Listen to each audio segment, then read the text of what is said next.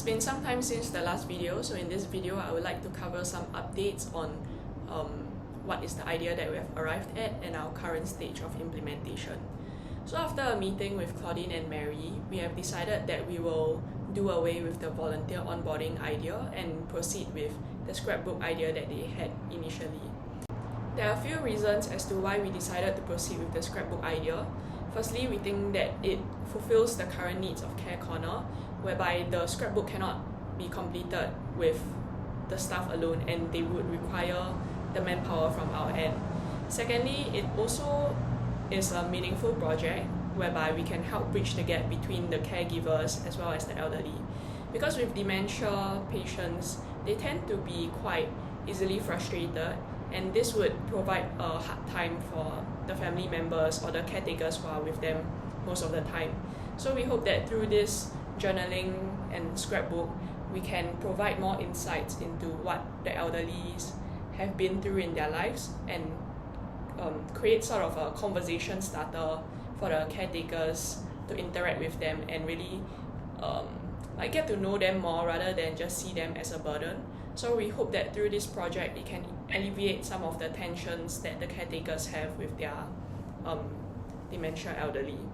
As a visual aid for Claudine and Mary to better understand what we have in mind for the scrapbook, we have created a Canva template and shared it with them.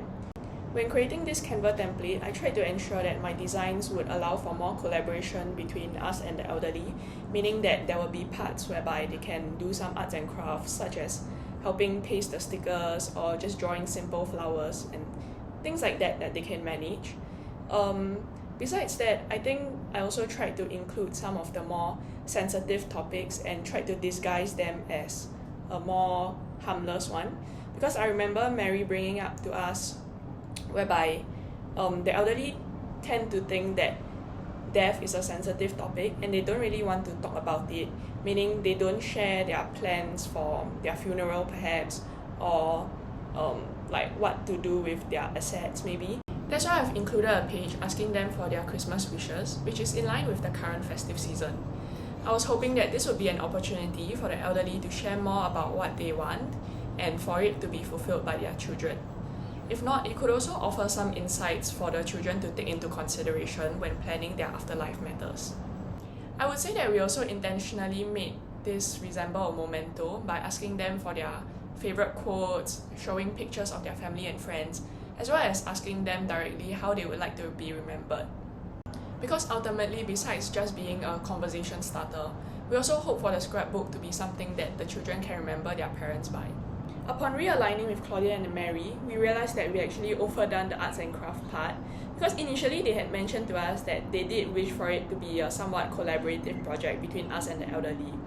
But I think now they are saying that they want it to be more of a narrative and really personalised project, so it's okay to also just exclude the elderly from the hands-on part. So I think this is what we'll keep in mind for our actual iteration, where we focus on the documentation of their stories and try to tone down on the arts and crafts. If I were to be honest, I did feel a bit inconvenienced by the change in what they wanted to see in the scrapbook, because this was different from what we had agreed upon in the very first meeting. But at the same time, I can also see where they are coming from, because if we were to involve the seniors, it would be more difficult in terms of coordinating the logistics as well as planning out the activities that we want them to engage in. And furthermore, the benefit added from these seniors participating in the design of the scrapbook would be rather marginal, because honestly what's most important within the scrapbook is the stories and the information that they have shared with us rather than what the scrapbook looks like. This incident has taught me to anticipate changes when working with our community partners, and I think it's also good that we had maintained frequent communication with Claudine and Mary. If not, this issue may not have surfaced until our actual implementation when we really start trying to work on the scrapbooks. So even though it was disappointing to see some of our previous efforts go to waste, it's fortunate that not more of our future efforts would go down the drain. And at this current phase, it's really just a lot of back and forth between us and Claudine, deciding how we want to facilitate these information collection sessions, as well as what it is that we really want to include within the scrapbooks so that they can be the most meaningful.